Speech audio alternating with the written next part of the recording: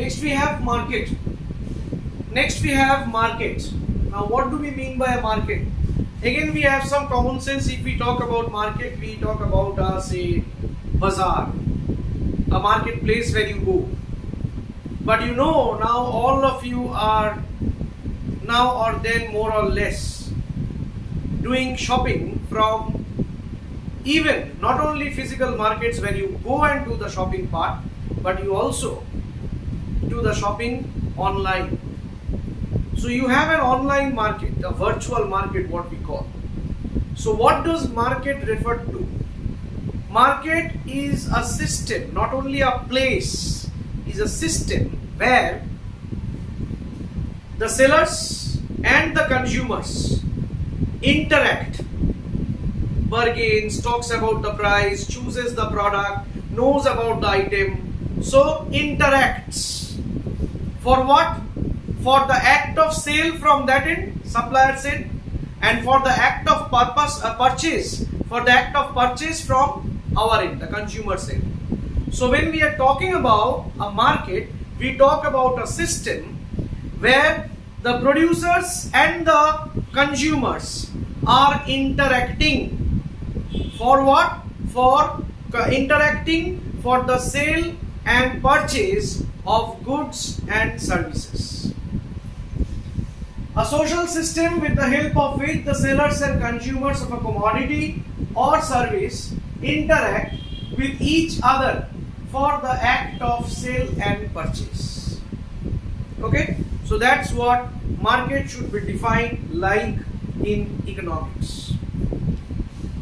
Next, another very important concept, value of a commodity. Now whenever we talk of value, we have to talk about two categories of value. One is value in use and another is value in exchange. Value in use, the capability of a commodity or the usefulness of a commodity. What is the value of a glass of water? To quench thirst. What is the value of a car? To transport people or items from one place to another. That's the value in use.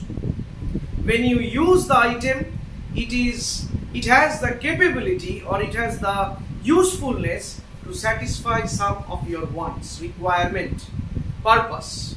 So that's value in use. And what is value in exchange? One item with an exchange rate exchange with some other item. Okay, suppose you take an example, the price of one pen, rupees 10. Price of a book, rupees 50. So you can write what is the value in exchange. So 5 pence equals to 1 book. That's the value in exchange. You can exchange 1 book with 5 pence. Okay. So whenever we talk about value, you either talk with the concept of value in use or you talk about the concept of value in exchange. Up to this, you study the text nicely, listen to the explanations repeatedly so that you can be through with the concepts as taught here, with the topics taught here. Thank you.